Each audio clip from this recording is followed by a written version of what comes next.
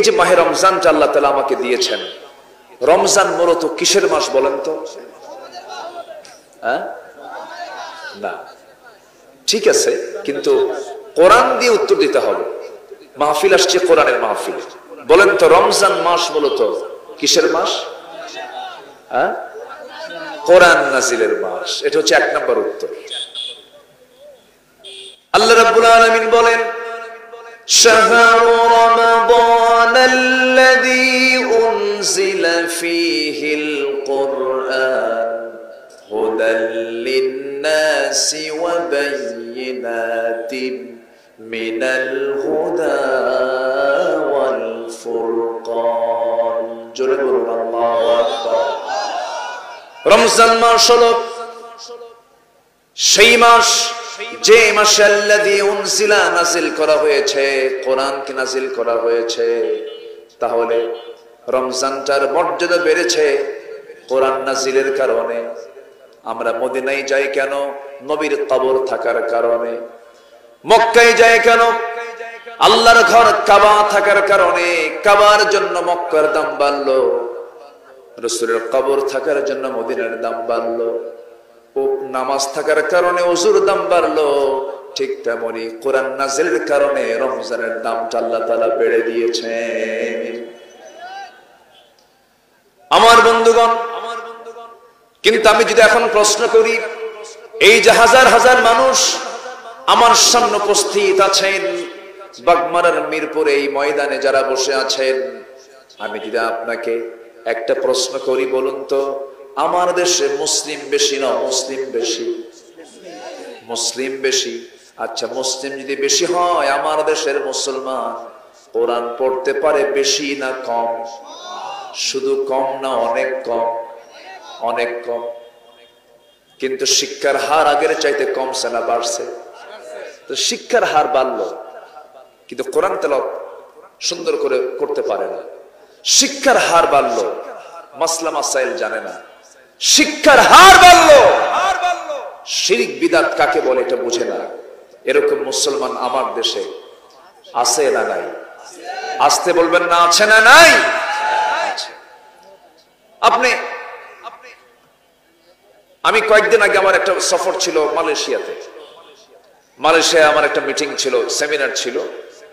আমি গিয়ে দেখলাম সেখানে সে দেশের যে প্রধানমন্ত্রী, prime minister doctor Anwar Ibrahim হাফিজাহুল্লাহ, তিনি একটানা 16 বছর জেল খেটেছেন।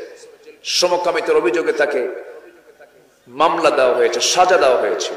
যারা সাজা দিয়েছিল আজকে তাদেরকে পরাজিত করে ডক্টর আনোয়ার ইব্রাহিম আজকে সে দেশের প্রধানমন্ত্রী হয়ে তিনি বললেন, যারা আমাকে জেল খাটিয়েছে আমি তাদেরকে মাফ করে দিলাম। ভালো মানুষের যেটা চরিত্র হওয়া উচিত। কিন্তু আমার দেশে কি মানবতার আবাদ হয় না হিংসার আবাদ হয়? মানবতার আবাদ না হিংসার আবাদ? হিংসার আবাদ হয়। তো আমি সেখানে গিয়ে দেখলাম ডক্টর আনোয়ার ইব্রাহিম তিনি একটা দেশের প্রধানমন্ত্রী জুমার নামাজের খুতবা দেন, জুমার নামাজের নামাজ পড়ান, ইমামতি করেন। এবং সেখানে এমন কোন মুসলিম নাই যে মুসলিম কোরআনটাকে সহি করে পড়তে পারে না। অর্থাৎ ক্লাস 8 লেভেলে গেলেই প্রত্যেক মুসলমান তাদের শিক্ষার মধ্য দিয়ে শিক্ষার্থীর 2 থেকে 3 পারা কোরআন মুখস্থ হয়ে যায়। এটা তাদের শিক্ষা কারিকুলাম সিস্টেম। এটা আমার দেশে কি সেই সিস্টেমটা আছে? আসতে বলো, সেই সিস্টেম কি আছে? বরঞ্চ যা ছিল তাও হেরে যাওয়ার পথে। ফররুক আহমদের কবিতা, গোলাম মুস্তফার কবিতা, এগুলোকে বাদ দিয়ে ঢুকাইছে লাল গরু। আর লেটেস্ট হলো কি, শরীফ থেকে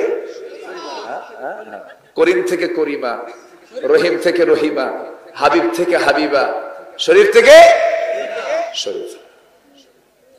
সম্মানিত ভাইয়েরা, এগুলো কিন্তু ভয়ঙ্কর ভয়ঙ্কর প্ল্যান। কিন্তু জাতিকে ধ্বংস করার জন্য একটা মহল মরিয়া হয়ে উঠেছে। ক্লাস 10 সিলেবাসে সামাজিক বিজ্ঞান বইয়ের ভিতরে ফিলিস্তিনের মানচিত্র না দেখায়া ইসরায়েলের মানচিত্র দেখানো হয়েছে।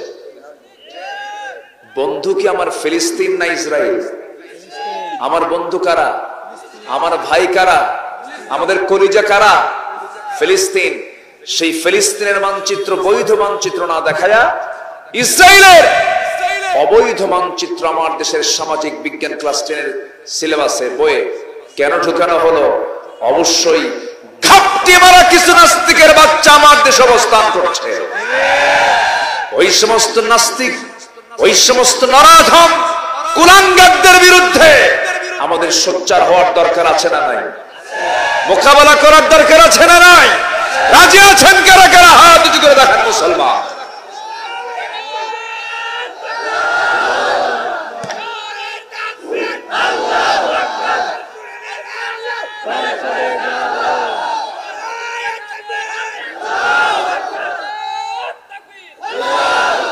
আল্লাহ কবুল করুন, জোরে বলি আমিন, আরো জোরে আমিন।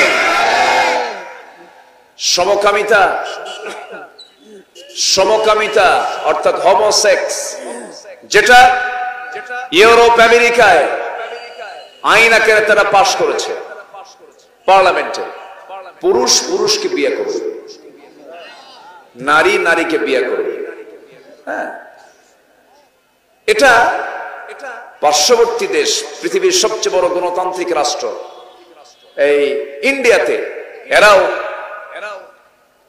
মানে এদের দেশে বাস্তবায়ন করার জন্য প্রায় তারা অনেকটাই পৌঁছে গেছে। এটাকে বাস্তবায়ন কেমনে করবে তারই অংশ হিসাবে আমার দেশের কিছু ধ্বজভঙ্গ বদমাইশরা এরাও সমকামিতাকে প্রমোট করার জন্য মাঠে লেগে পড়েছে। অথচ সমকামিতার এই অপরাধে আজ থেকে 5000 বছর আগে ওই জর্দানের ডেড সি এলাকা, ফি আদনাল আরদ, সেই ডেড সি এলাকায় কওমে লূত, লূত আলাইহিসসালামের কওমরা এই বিকৃত ঘৃণিত এই বিকৃত যৌনাচার সমকামিতাকে তারা ছড়িয়ে দিয়েছিল। আল্লাহ তাআলা তাদেরকে সমূলে সবাইকে মাটির সাথে গেড়ে দিয়ে, ভূমিকম্প দিয়ে হত্যা করেছেন, গজব দিয়ে শেষ করেছেন। সেই সমকামিতাকে প্রমোট করার জন্য আমার দেশেও কিছু একটা অংশ, একটা মহল মরিয়া হয়ে উঠেছে। অথচ ওইদিকে আবার ইংল্যান্ডের প্রধানমন্ত্রী ঋষি সোনাক তিনি বলেছেন, a man is a man, a woman is a woman. একটা পুরুষ একটা পুরুষ, একটা নারী একটা নারী। That's a just common sense. এটা একটা কমন সেন্সের বিষয়। এটা বোঝার জন্য বুদ্ধিজীবী হওয়া লাগে না। সম্মানিত ভাইয়েরা, সম্মানিত বন্ধুগণ, এই পৃথিবীতে অবশ্যই আমার সবচেয়ে বড় চ্যালেঞ্জ হলো আমার ঈমান কখনো নষ্ট করা যাবে, আস্তে নষ্ট করা যাবে